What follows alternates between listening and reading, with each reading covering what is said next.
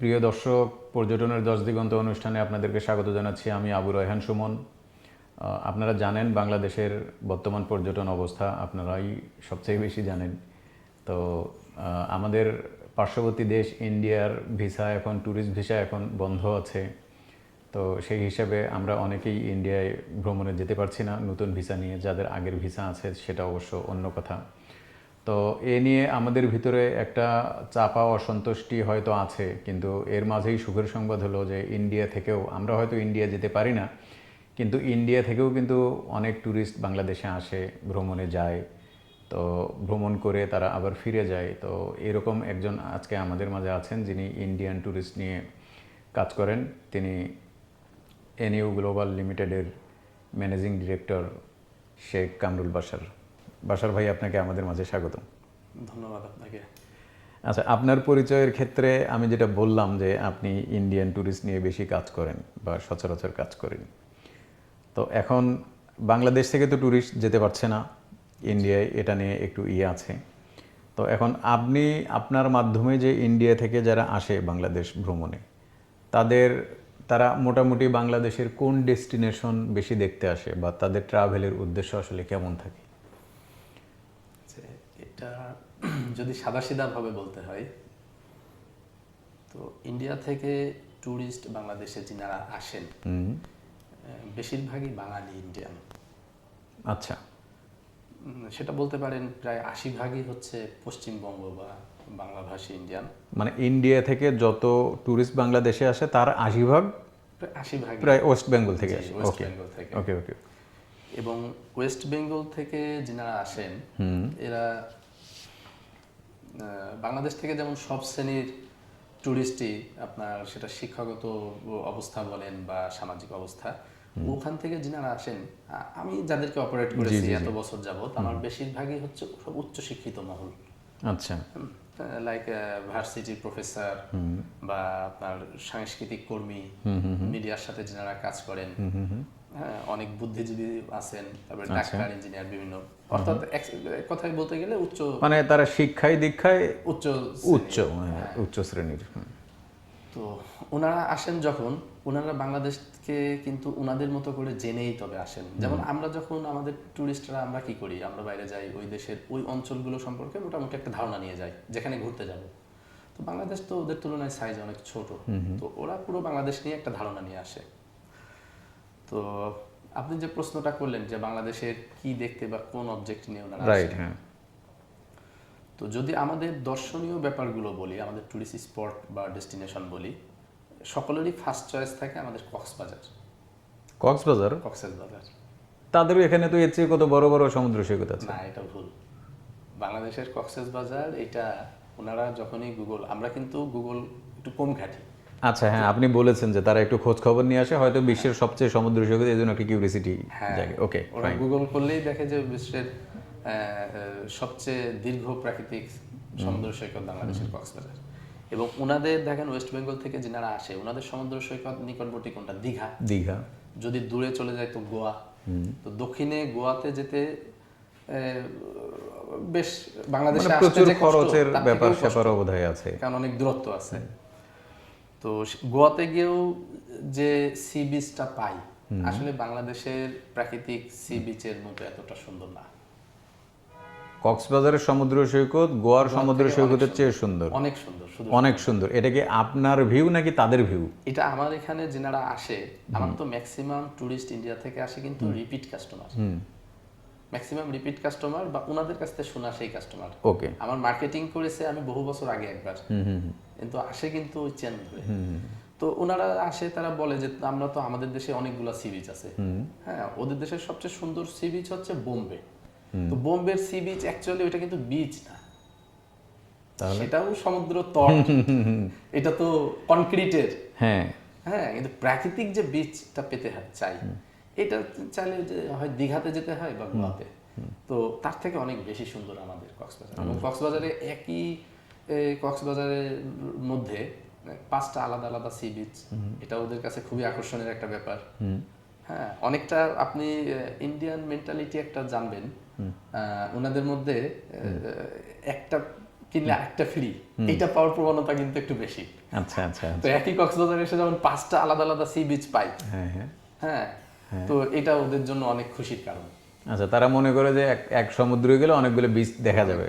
Okay fine. আর next কক্সবাজারের পরে? তো কক্সবাজারের পরে এবার যদি দ্বিতীয় ওদের দর্শনীয় বিষয়টা বলি, তাহলে প্র্যাকটিক্যাল লাইফে যে যেমনই হোক, কতটা রিলিজিয়াস প্র্যাকটিস শিয়ান রিলিজিয়াস কিনা, বাট ধর্মীয় অনুভূতি সবার মধ্যেই কাজ করে।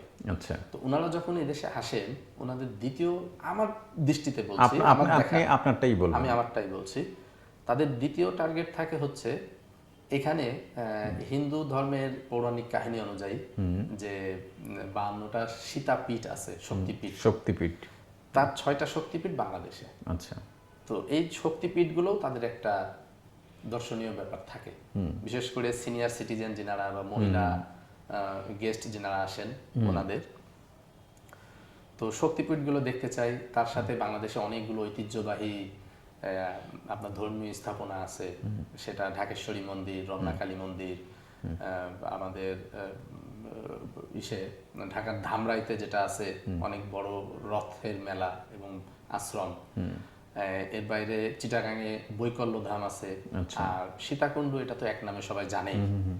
তো এইগুলোও তাদের একটা অনেক বেশি আকর্ষণের জায়গা। আচ্ছা, এবং আমার মতে যে কক্সবাজারের পরে তাদের দ্বিতীয় টার্গেটই থাকে এই জায়গাগুলোতে। আচ্ছা, এই ধর্মীয় স্থানগুলো, তাদের ধর্মীয় স্থানগুলো। এরপরে তাদের পছন্দের আরেকটা জায়গা হচ্ছে রাঙামাটি। রাঙামাটিটা তাদের মানে ম্যাক্সিমামেরই বলতে পারেন একটা কমন চাওয়া থাকে। রাঙামাটির কি দেখে? এখন তাদের দেশে তো পাহাড়ের অভাব নাই, এবং এত বেশি পাহাড় যে ভারতবর্ষের এই মাথা থেকে ও মাথা পাহাড় দেখে জীবনে শেষ হয় না।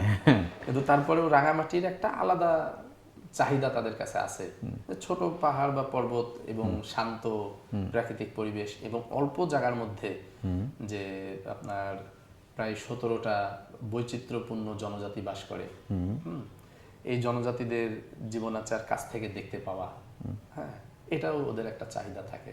আচ্ছা, আমাদের যে কাপ্তাই লেক, আমাদের যে ঝুলন্ত ব্রিজ, এই জায়গাগুলোতে আমি দেখেছি ইন্ডিয়ান পর্যটকরা অনেক খুশি হয় ঘুরলে। আচ্ছা, মানে আমরা হয়তো কাপ্তাই লেকটাকে অত বেশি গুরুত্ব দিচ্ছি না বা পছন্দের তালিকায় শীর্ষে রাখছি না, কিন্তু ওনাদের একটা কিউরিয়াসিটি থাকে। ওনারা তাদের পূর্বপুরুষের বাড়ি ভিটা এরকম দেখতে আসে না? হ্যাঁ, এই একটা বিষয় আপনি দারুণ আত্মীয় স্বজন। আমি যে দুইটার কথা বললাম, তো যে প্রথম টার্গেট থাকে কক্সবাজার, দ্বিতীয় হচ্ছে তাদের ধর্মীয় স্থানগুলা, আর তৃতীয় হচ্ছে তাদের চাহিদার যে পশ্চিমবঙ্গে যিনারা বাসিন্দা, সেখানের একটা বড় অংশই কিন্তু তাদের পূর্বপুরুষরা বাংলাদেশে ছিলেন। হ্যাঁ, সে মুসলিম বলেন বা হিন্দু বলেন, পূর্বপুরুষ বাংলাদেশে। তো ওনারা যখন এই দেশে আসে, বিশেষ করে হিন্দু ফ্যামিলির মধ্যে একটা অনেক আকাঙ্ক্ষা থাকে পূর্বপুরুষের ভিটা একবার দেখতে চাওয়া। তো আমি এমন অনেকগুলা ট্যুর প্যাকেজ অপারেট করেছি বরিশাল অঞ্চলের জন্য, ময়মনসিংহ অঞ্চলের জন্য, তারপর উত্তরবঙ্গ, দিনাজপুর, রংপুর ইত্যাদি অঞ্চল, বা এমনকি খুলনা, যশোর, নড়াইল এই ব্লকেও। এই যে ভিন্ন ভিন্ন এলাকা ধরে যে হিন্দুদের বড় বড় ছিল, একসময় জনসংখ্যা ছিল, পূর্বপুরুষরা চলে গিয়েছেন, এই জায়গাগুলো দেখতে চাওয়া। এবং একটা জিনিস খুব মজার বিষয়, এটা আসলে আমি সবাই টান অনুভব করি, যদি আমাদের কারো পুরনো ভিটা বা এখনো আমরা ছোটবেলার দাদা বাড়ি, নানা বাড়ি গেলে কেমন নস্টালজিক হয়ে যায়, ওনারা এসে নস্টালজিক হয়ে যায়। ওখানে দাঁড়িয়ে ছবি তোলে, ওই দেওয়ালটায় হাত দিয়ে, হ্যাঁ, এই নিচে মাটিতে হাত দিয়ে, এবং যাওয়ার সময় বলে যে আমি এক মুঠো মাটি নিয়ে গেলাম। আচ্ছা আচ্ছা, এমনও বলে? হ্যাঁ, এটা হয়। সুন্দর। এবং আমার অনেক প্যাকেজে কিন্তু আমি এগুলো উল্লেখ করেই দিই। আচ্ছা, কি উল্লেখ করে কি দেন যে পূর্বপুরুষের এক বুট মাটি নিয়ে যাবেন নাকি? মজার হলেও তাই, সত্যি উল্লেখ করে দিই। আচ্ছা, ওকে। এবং আমি অনেক ক্ষেত্রে ওনারা আসতে চাওয়ার দিন যখন একদম নিকটবর্তী হয়ে যায়, আমি তখন শুনে নিই যে যদিও আমাদের তো একটা ট্যুর প্ল্যান দেওয়াই থাকে, আইটিনারি প্ল্যান, তারপরেও জিজ্ঞাসা করে নিই যে আপনারা বেনাপোল দিয়ে ঢুকবেন বা এয়ারপোর্ট দিয়ে রিসিভ করব, আগে কি পূর্বপুরুষের ভিটায় যাবেন নাকি আগে অন্য টুরিস্ট ডেস্টিনেশন দিয়ে শুরু করবেন? কেন আপনার আইটিনারি ফিক্স করা থাকে না যে আপনি এইভাবে থাকে? কিন্তু যখনই ওনারা এসে এখানে নামে, মানে আমাদের ইমিগ্রেশনে, তখন তো আপনি আরেকটা অপশন দেন। আচ্ছা আচ্ছা, হ্যাঁ, ওদের মধ্যে 10 জন এসছে, 2 জন চেয়ে বসলো এবং তারা ক্রেজি যে না, আগে আমি ওই ভিটাতে যাব। আচ্ছা, তো এই জন্য অনেক ক্ষেত্রে তাদেরকে অপশনটা দিয়ে দিই, মানে কাস্টমাইজ করার চেষ্টা করেন এটা। আচ্ছা আচ্ছা, আপনি যখন ইন্ডিয়ার কৃষ্টি কালচার নিয়ে কথা বললেন, তখন আমার মনের ভিতরে একটা জিনিস উকি দিল। ধরেন বাংলাদেশ থেকে যারা কলকাতা ভ্রমণে যায় আমরা সাধারণত ফেসবুকে দেখি যে ওই যে কফি হাউস, মান্নাদের কফি হাউসে গিয়ে কফি খায়, এরকম দেয়। তো ইন্ডিয়ান ট্যুরিস্টদের ক্ষেত্রে কি এরকম আছে কোনো, যে যারা বাংলাদেশে এসে হয়তো এই জিনিস খেতে চায়, এই খাবার খেতে চায়, তাদের মানে পছন্দের তালিকায় আছে না যে? জি জি, না যেমন যখনই হচ্ছে আমরা ইন্ডিয়াতে যাই, আমাদের বাংলাদেশি ট্যুরিস্টদের তো যে বললেন যে সন্ধ্যাবেলা কফি হাউসে, হ্যাঁ এটা আছে। সত্যি কথা কি কফি হাউস আমার নিজেরও খুব পছন্দ। আচ্ছা, মান্নাদের গান শুনেই কফি হাউস চিনেছিলাম সেই ভার্সিটি লাইফে, এবং বন্ধুরা যখন দীর্ঘদিনের জন্য ছুটিতে যেতাম বেশ মনটা টানতো, হ্যাঁ, আবার মানে কবে এক এটা একটা জায়গায় যাবো, সেই গানটা একটু ভার্সিটির আড্ডাবাজি। আছে। তো ওই ফিলিংস নিয়ে আসলে আমার ইন্ডিয়াতে অনেক বন্ধুরা আছে, এবং ওয়েস্ট বেঙ্গলে বিশেষ করে কলকাতাতেও। তা আমি যখনই ওয়েস্ট বেঙ্গলে যাই, আমি 2-4 দিন আগে থেকে ওখানে বন্ধুদেরকে মেসেজ দিয়ে রাখি বা কল দিয়ে রাখি, যে আমি দিন সন্ধ্যায় কিন্তু কফি হাউসে আড্ডা। তো এইটা আমারও একটা কমন চাওয়া, হ্যাঁ, যে সারাদিন অন্য কাজ ছেড়ে অথবা অন্যান্য বিভিন্ন রাজ্যে চলে যাই, দমদমে নেমে হয়তো সন্ধ্যা হয়ে গেছে তো আগে ছুটলাম কফি হাউস, আড্ডা দিয়ে পরে হোটেলে ফিরবো। তো এরকম ইন্ডিয়ান ট্যুরিস্ট যিনারা, এটা বেঙ্গলি হোক বা নন বেঙ্গলি হোক, বাংলাদেশে আসলে ওনাদের খাদ্য তালিকায় নাম্বার 1 চাহিদা হচ্ছে ইলিশ, পদ্মার ইলিশ। পদ্মার ইলিশ, হ্যাঁ, এবং এটা হচ্ছে আপনি মানেন বা না মানেন বা যে যেভাবেই দেখুক, পদ্মার ইলিশের স্বাদ নিতে চায় না এমন ইন্ডিয়ান আপনি পাবেন না। যে বাংলাদেশকে চেনে অনেকে, ও তোমার বাড়ি পদ্মার পাড়ে, তুমি ইলিশ খাওয়াবা। আচ্ছা, মানে যেহেতু আপনার বাড়ি পদ্মার পারে, আপনার কাছে ইলিশ থাকে সব সময়। মানে বাংলাদেশে বাড়ি শুনলে অবশ্য জিজ্ঞেস করবে তোমার বাড়ি পদ্মার পাড়ে। না, এমনি মজা করলাম হচ্ছে তাদের চাওয়া। হ্যাঁ, এর বাইরে আমাদের দেশি তারা যিনারা আসে বরিশাল এলাকায় ঘুরতে যান, ওনারা বরিশালের আঞ্চলিক যে খাবারগুলা, বিভিন্ন রকম ভর্তা, হ্যাঁ, তো এটা পছন্দ করে।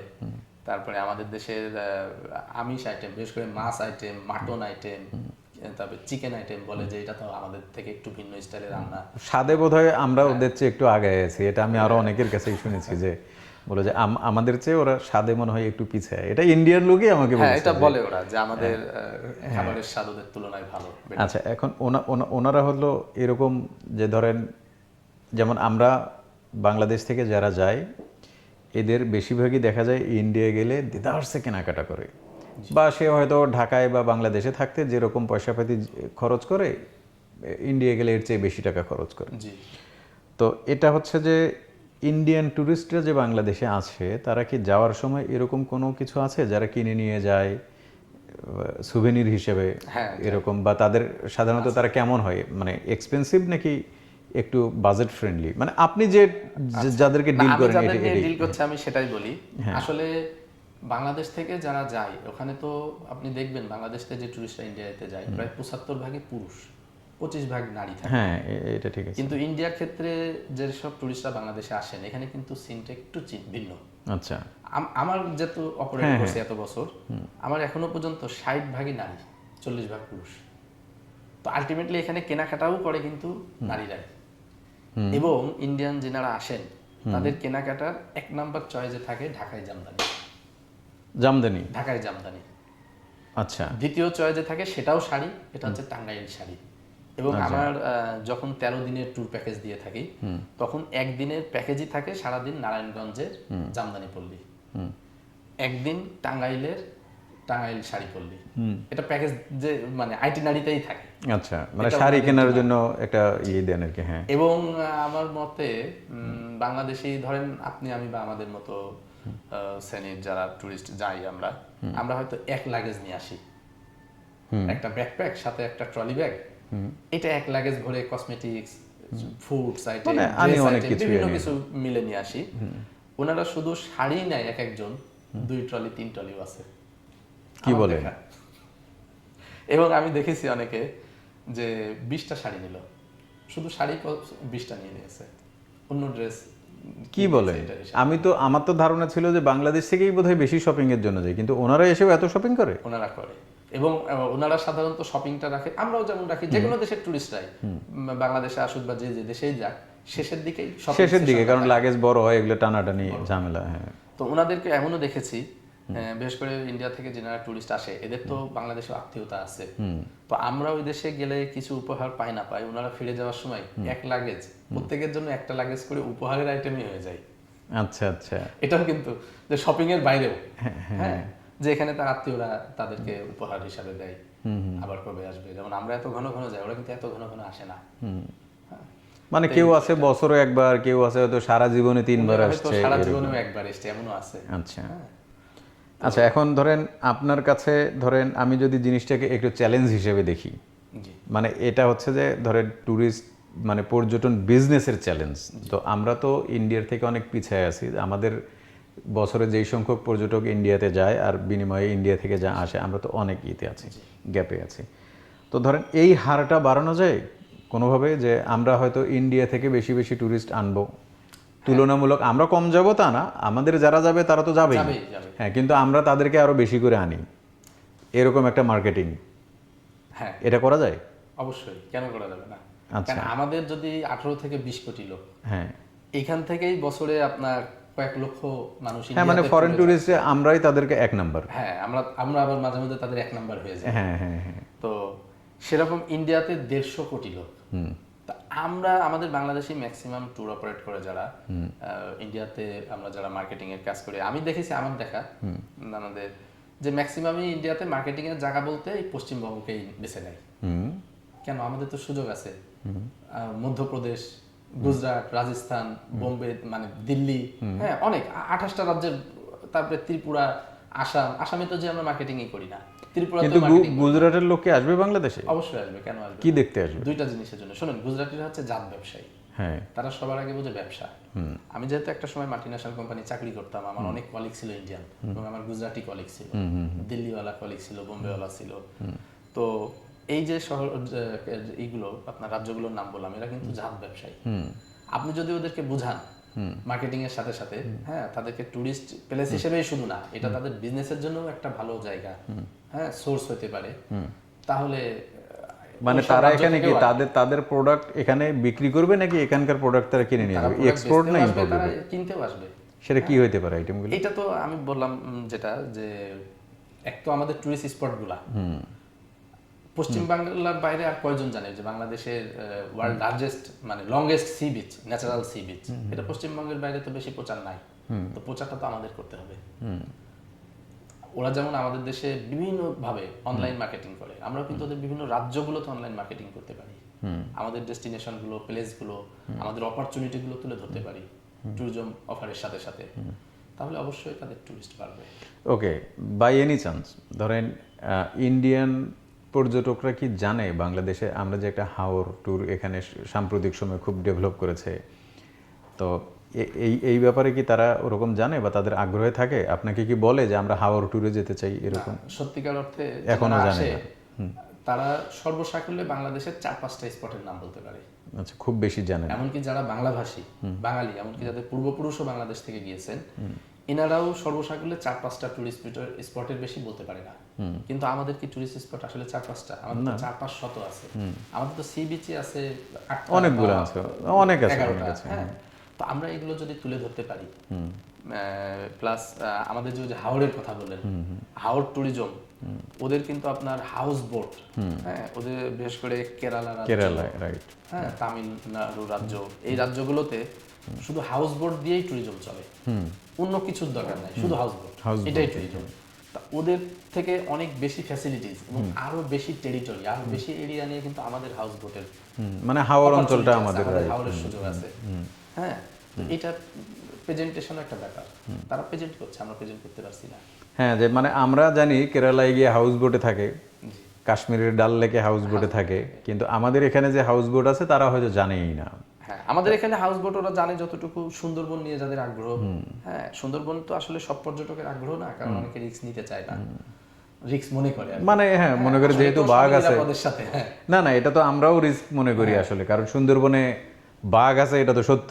তো আমাদের হাওর বেসিনের হাউস বোট, এর বাইরে আমাদের যে ঢাকা থেকে বরিশাল বন্দর, অর্থাৎ বরিশাল, পটুয়াখালী, ভোলা রুটে যে শিপগুলো চলে বিলাসবহুল, এইগুলোকে যদি আমরা প্রেজেন্ট করতে পারি, আমি তো একটা প্যাকেজে শুধুমাত্র বরিশালকে ফোকাস করে নিয়ে এসেছিলাম একটা প্যাকেজ, এবং তারা এসে যখন এখানে শিপে চড়ে, তারা বলছে খালি ওয়াও, মানে এত বড় শিপ তো তাদের ওখানে, এত সুন্দর শিপ আছে তোমাদের দেশে, তো জানতামই না। এবং যখন চাঁদপুর মোহনাটা পার হয়, নদী এত বড় হতে পারে, এটা তাদের ধারণাতেও আসেনি। দেখেন তারা কিন্তু আমাদের থেকে 28 গুণ বড় দেশ ভৌগোলিকভাবে, এবং এই নদীর উৎসও তো তাদের ওইখানে, কিন্তু উৎস ওখানে হলে হবে কি, ওইখানে আমাদের বুড়িগঙ্গার সমান প্রশস্ততাও নাই, কিন্তু এখানে যখন দেখছে চাঁদপুর মোহনা পার হওয়ার সময় যে একটা মোহনা পাড়ি হতে 1 ঘন্টা লাগছে এত স্পিডে 20 নটিক্যাল মাইল গতিতে চলেও, তো তাদের কাছে এটা কিন্তু আমাদের প্রেজেন্টেশনের ব্যাপার আছে। তার মানে আপনার কাছে আপনার সাথে কথা বলে আমি যতদূর বুঝতে পারলাম সেটা হলো, আমরা যদি আমাদের দেশের পর্যটন স্পটগুলো নিয়ে আর একটু গোছানো ইনফরমেশন দিই বা ইন্টারন্যাশনাল মার্কেটিং করি বা টার্গেট মার্কেট করি, তাহলে ইন্ডিয়াতে আমাদের বিজনেস যথেষ্টই প্রশস্ত হওয়ার সম্ভাবনা আছে। যথেষ্ট আছে। আপনাকে এই ক্ষেত্রে আমি একটা ইসের কথা বলি, আসলে আমরা যেখানেই থাকি না কেন, যেহেতু একটা রাষ্ট্রে বাস করি, আমরা একটা সরকারের আন্ডারে চলি, জি জি নিশ্চয়ই। তো সরকারের প্রসঙ্গ এসেই যায়। গত সপ্তাহে এশিয়া আন্তর্জাতিক বাণিজ্য মেলা শিরোনামে একটা বাণিজ্য মেলা চলছিল, এইখানে একটা স্টল দিয়েছে আমাদের পর্যটন কর্পোরেশন। আচ্ছা, তো পর্যটন কর্পোরেশনের যতগুলা ব্রোশিয়ার বা লিফলেট নিলাম, বাংলাদেশকে প্রেজেন্ট করছে বিদেশিদের সামনে, এরকম কিছু ব্রোশিয়ার আমি কালেক্ট করে রাখছি। তো সত্যিকার অর্থে তারা সেই 30 বছরের আগের কনসেপ্ট, এই কনসেপ্ট থেকে বেরিয়ে আসতে পারেনি। ওনারা যেভাবে বাংলাদেশকে প্রেজেন্ট করছে, এটা 30 বছর আগের বাংলাদেশ। সেটা কি রকম? সেটা আপনি যদি বলেন টুরিস্ট স্পট হিসেবেও যেগুলো তুলে ধরেছে, এমনকি এদেশের কৃষ্টি, কালচার, ফুড, ফেস্টিভ্যাল, প্রত্যেকটা জিনিসই তারা প্রেজেন্ট করছে 30 বছর আগের বাংলাদেশ। আচ্ছা, মানে বহু আগের জিনিসগুলো গতানুগতিক, তারা আপডেটেড কোনো ইনফরমেশন হয়তো সেই রাঙামাটি ছিল না। হ্যাঁ, ওই সিলেটের চা বাগান, আপনি যেটা বললেন যে আমাদের যে রিভার ট্যুরিজমের হিউজ অপরচুনিটি, এক চাঁদপুর মোহনাই তো ইন্ডিয়ার কাছে মানে অনেক বড় ব্যাপার, হ্যাঁ, স্বপ্নের মতো। আমাদের হাওর বেসিন ওদের কাছে স্বপ্নের মতো, যে এই দেশে এত অপরচুনিটি রিভার ট্যুরিজমে আছে, ওয়াটার ট্যুরিজমে আছে, এবং তাও সেটা ইনল্যান্ড ওয়াটার। হ্যাঁ, এটা আপনার সি না বা সাগর না। আচ্ছা, ইনল্যান্ড ওয়াটারে যে এইরকম অপরচুনিটি, এইটার প্রেজেন্টেশন আমাদের মধ্যে আমাদের কিন্তু সরকারি ভাবেও নাই। হ্যাঁ, তারপর আরো অনেক কিছু, আমাদের যে কৃষ্টি, কালচার, আমাদের যে ভিলেজ ট্যুরিজম বা এগ্রো ট্যুরিজম, এইটারও যে অপরচুনিটি গুলো, এটার প্রেজেন্টেশন নাই। তার মানে আমরা চাইলে ইন্ডিয়ান মার্কেটে আমরা অনেক আমাদের মার্কেটিংটা চালাতে পারি। ইন্ডিয়া হিসেবে মাথায় রাখতে হবে, ইন্ডিয়া মানে ইন্ডিয়া মানে শুধু পশ্চিমবঙ্গ না, মানে অল ইন্ডিয়া। দেখতে আমাদের ম্যাক্সিমাম মার্কেটিং বা শপিং যাই মনে করি যে পশ্চিমবঙ্গ বা কলকাতা, এর বাইরে যে 28 গুণ বড় এবং 28 গুণ বেশি জনসংখ্যার একটা ইন্ডিয়া আছে, সবই রয়ে গিয়েছে এটা। আচ্ছা, তো আপনার হাত ধরে সারা ইন্ডিয়ায় বাংলাদেশের পর্যটন প্রসারিত হোক, আমরা সেই কামনা করি। নিশ্চয়ই আপনি সহ আরো অনেকেই আছেন যারা এটা করেন, আমাদের মানে আপনি সহ আরো এই বিষয়গুলো জানি, দেখি। জি। হ্যাঁ, ওকে, এখন আপনার কাছে একটু জানতে চাই যে ইন্ডিয়ানরা বাংলাদেশে আসে, বাংলাদেশিরাও ইন্ডিয়ায় যায়, তো এখন যেহেতু ভিসা পরিস্থিতির কিছু জটিলতা আছে, জটিলতা মানে আসলে তো ট্যুরিস্ট ভিসা এখন বন্ধই আছে। জি, বন্ধ। তো আমাদের ট্রাভেলারদের তো মোটামুটি ভিজিট শুরুই হয়, বিদেশ ভ্রমণ শুরুই হয় ইন্ডিয়া দিয়ে। মানে এটা একটা অলিখিত নিয়মে পরিণত হয়েছে যে আপনি কোথাও যান নাই, ইন্ডিয়াও যান নাই, এরকম একটা ব্যাপার থাকে। তো এখন ইন্ডিয়ার যেহেতু ট্যুরিস্ট ভিসা বন্ধ, এমনি ধরেন একটা ইনিশিয়াল হিসেবে ইন্ডিয়ার বিকল্প হিসেবে আপনি কোন দেশটাকে পরামর্শ দেন যে ইন্ডিয়ার বিকল্প হিসেবে এই দেশ দিয়ে আপনি ট্রাভেল শুরু করতে পারেন? আসলে এই কথার জবাব এক কথায় সম্ভব না। আচ্ছা, এটা বেশ মানে আচ্ছা, আমি আপনাকে আরেকটু সহজ করে দিই। ধরেন আমরা হয়তো অনেক সময় করি কি যে 10-12 হাজার টাকায় ইন্ডিয়া ঘুরে আসা যায়, এটা হলো একটা টাকার দিক। আর একটা কিন্তু সৌন্দর্যের বিচার আছে, যে আমি দেখতে চাই কাশ্মীর, বা আমি দেখতে চাই দার্জিলিং, আমি দেখতে চাই হচ্ছে হিমাচল প্রদেশের যেটা আছে, তারপরে এই যে সিকিম বা আরও রাজস্থানের মরুভূমি, এটা তো একটা বড় ব্যাপার। তো এরকম বিকল্প হিসেবে সৌন্দর্যের তুলনায়, কারণ টাকা পয়সা তো এত কমে আর কোথাও ঘোরা যাবে না, তো এটাকে আপনি বিকল্প কোন দেশ মনে করেন? বিকল্প কথায় যাওয়ার আগে আমি শুরুতে আপনার প্রশ্নের একদম গোড়াতে যাচ্ছি। দেখেন, আমার বাড়ি যেহেতু যশোর শহরে, আমি ওখান থেকে এসেছি, তো আমাদের যশোর, ঝিনাইদহ, তারপরে খুলনা, সাতক্ষীরা, হ্যাঁ, এই যে জেলা শহরগুলো যেগুলো একদম পশ্চিমবঙ্গের সীমান্ত লাগোয়া, এই শহরগুলো, গ্রাম এলাকা ভিন্ন, কিন্তু শহরগুলো অঞ্চলে একটা কমন কথাই আছে। আমরা যখন বড় হয়েছি, আমরা যখন এসএসসি পরীক্ষা দিই বা উচ্চ মাধ্যমিক পরীক্ষা দিই, ওই সময় যে যেই বন্ধু এসএসসি পাস করে কলেজে ভর্তি হয়েছে কিন্তু ইন্ডিয়া ঘুরে আসেনি, যে ক্যাম্পাসে যেন সে একটা আন্ডার এস্টিমেটেড আন্ডার আচ্ছা রেটেড আচ্ছা থাকতো। মানে তুমি ইন্ডিয়াও ঘোরো নাই তো তুমি কেমন, বাড়ির পাশে ইন্ডিয়া, তুমি অথচ- এসএসসি পাস করলে কেমন নাকি? এবং অথচ ওই সময় কিন্তু ঢাকায় আসার থেকে অনেক কঠিন ছিল। আচ্ছা তাদের কাছে ঢাকায় আসা কঠিন, যে ঢাকায় যেতে 6 ঘন্টা 7 ঘন্টা লাগে, ইন্ডিয়া তো 2 ঘন্টায় যাওয়া যায়। আচ্ছা আচ্ছা ব্যাপারটা এমন। হ্যাঁ। আর এইবার আপনার মূল প্রশ্নে আসি, যে ইন্ডিয়ার বিকল্প বললাম যে এক কথা এটা জব না, আপনি কিছু আমাকে অপশন দিয়েছেন যে সৌন্দর্যের বিচারে আপনি যে জায়গাগুলোর নাম বললেন, সিকিম, দার্জিলিং, কাশ্মীর, অ্যাকচুয়ালি এগুলো পাহাড়, বরফ। তো এইখানে যারা যান বাংলাদেশ থেকে, ওনারা কিন্তু ওই পাহাড় বা বরফের সৌন্দর্য নিতেই যান। তো পাহাড় আর বরফের সৌন্দর্য, আবার এর বাইরেও এই ইন্ডিয়াতে কিন্তু অনেক টুরিস্ট যায় যারা মরুভূমি কিন্তু রাজস্থানের এদিকে আদতে সুন্দর না, কিন্তু এক শ্রেণীর টুরিস্টের কাছে ওইটাই গন্তব্য, যে আমি রাজস্থানের পাহাড়ে যাব, রাজস্থানের মরুভূমিতে যাব, আমি রাজস্থানের যে আপনার রাজস্থান ছাড়াও তো গুজরাটের মরুভূমি আছে, আরো কিছু মানে কারণ মরুভূমির মরুটাই ব্যাপারটা ঘুরতে চাই। বোধহয় এরকম যে যেমনই হোক, আমি যেহেতু মরুভূমি দেখি নেই, আচ্ছা, তো একটু পাশ থেকে দেখে আসলাম মরুভূমি আসলে কেমন, এরকম মনে করে এটা যায়। দেখার বিষয়। প্লাস সবাই কিন্তু শুধু পাহাড়, নদী, সাগর না, অনেকেই কিন্তু চায় যে আমি যেখানে যাচ্ছি এখানকার কৃষ্টি, কালচার, ভিন্ন ভিন্ন কালচার। তো ভারতবর্ষ এমন বৈচিত্র্যপূর্ণ একটা দেশ, যে একই দেশে যে কোনো দেশের থেকে একজন টুরিস্ট এসে ঢুকলেন, তো উনি 28টা ভিন্ন ভিন্ন রাজ্য পাবে। আচ্ছা, তো 28টা ভিন্ন রাজ্য মানে 28টা ভিন্ন Culture। কালচার, 28 রকম পোশাক, 28 রকম খাবার। অ্যাকচুয়ালি ভেরিয়েশনটা আরো বেশি, কিন্তু ভেরিয়েশন তো এটার জন্য কিন্তু অনেকে যান। আর এখন সবকিছু মিলেই যদি আপনাকে বিকল্প বলতে হয়, তাহলে আপনি পাহাড়ের বিকল্প কি, বা কাশ্মীরের বিকল্প হয়তো আপনি বলতে পারেন যে ইন্ডিয়ান কাশ্মীর, পাকিস্তানেও তো কাশ্মীর আছে। আচ্ছা, পাকিস্তানি কাশ্মীর কি এদের মতো সুন্দর বা গোছানো? পাকিস্তানের কাশ্মীর আমি নিজে যাইনি, ওকে, honestly, আচ্ছা, কিন্তু যিনারা যে ঘুরে এসেছেন, আমার খুব কাছের বন্ধু বা টুরিস্টরা, যেহেতু অনেকদিন ধরে এই সেক্টরে কাজ করছে, নিজেও টুরিস্টদের সাথে চলা, তো তাদের মুখে শোনা যে ইন্ডিয়ান কাশ্মীরের থেকে পাকিস্তান কাশ্মীর আরো বেশি সুন্দর, আরো বেশি সুন্দর। আরো আকর্ষণীয়। হ্যাঁ হ্যাঁ হ্যাঁ। এবং মানে আসলে যে ফ্যান্টাস্টিক বলে একটা জগৎ, হ্যাঁ, এইটা পাকিস্তান কাশ্মীর গেলে ফিল হবে।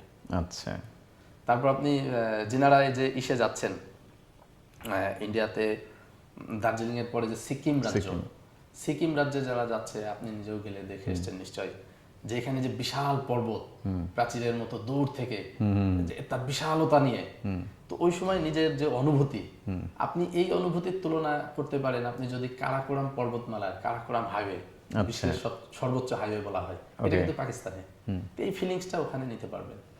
হ্যাঁ, তো এর বাইরে আফগানিস্তান দেশটা অনেক দিনই টুরিস্টদের জন্য বন্ধ ছিল, সম্প্রতি 2 বছর হলো ওরাও টুরিস্টদের জন্য ওপেন হয়ে গিয়েছে, এবং তাদেরও সৌন্দর্যগুলো একে একে আবার উঠে আসছে। তো এটা অনেক সুন্দর টুরিস্ট ডেস্টিনেশন। আফগানিস্তানের কথা তো কিছুদিন আগে শুনলাম, মানে লোকজন কিছু বলা বলি করলো, কিন্তু আফগানিস্তানে কি টুরিস্ট যায় বাংলাদেশ থেকে? সেরকম তো আফগানিস্তান থেকে আমার পরিচিত কিছু ব্যবসায়ীরা ইতিমধ্যে গিয়েছে গত 2 বছর, বিজনেস পারপাস, ব্যবসার জন্য। আচ্ছা, তো ব্যবসার জন্য তারা যারা ঘুরে এসছে বিভিন্ন জায়গা, অনেক সুন্দর। আমার মনে হয় যে আমাদের সরকারেরও এই জায়গাটা নিয়ে একটু কাজ করা দরকার আফগানিস্তানের সাথে, আচ্ছা আচ্ছা। বা আমাদের টুরিস্ট, হ্যাঁ, মানে পর্যটক বিনিময় এরকম দেখা থাকে যে তারা আমাদের দেশ দেখতে আসবে, আমরা সেখানে যাব। তো আপনি আমাদেরকে অনেকক্ষণ সময় দিলেন আপনার ব্যস্ততম সময়ের ভিতর থেকে, সেজন্য আমরা আপনাকে কৃতজ্ঞতা জানাচ্ছি। আমরা নিশ্চয়ই সামনে আরও কোনো পর্বে আপনাকে ডাকবো, সেদিন আমাদের আরও কথা হবে। ধন্যবাদ আপনাকে ডাকার জন্য। আচ্ছা, সালাম। সম্মানিত দর্শক, আজকে আপনাদের কেমন অনুভূতি হবে আমি জানি না, তবে আমার কাছে যেটা খুব ভালো লাগছে সেটা হচ্ছে যে আমরা তো ইন্ডিয়ার থেকে অনেক কিছুতেই অনেকভাবেই পিছিয়ে আছি। তো আমার মনে হয় আমরা পর্যটনের স্পটগুলো দিয়ে, ডেস্টিনেশনগুলো দিয়ে যদি আমরা খুব বেশি গোছানো একটু মার্কেটিং করি, টার্গেট মার্কেট করি, তাহলে হয়তো আমরা ইন্ডিয়াকেও চ্যালেঞ্জ জানাতে পারি যে তারাও আমাদের দেশে অনেক সংখ্যক পর্যটক প্রতি বছর বেড়াতে আসবেন বলে আশাবাদ ব্যক্ত করছি। আজকে এ পর্যন্তই। খোদা হাফেজ।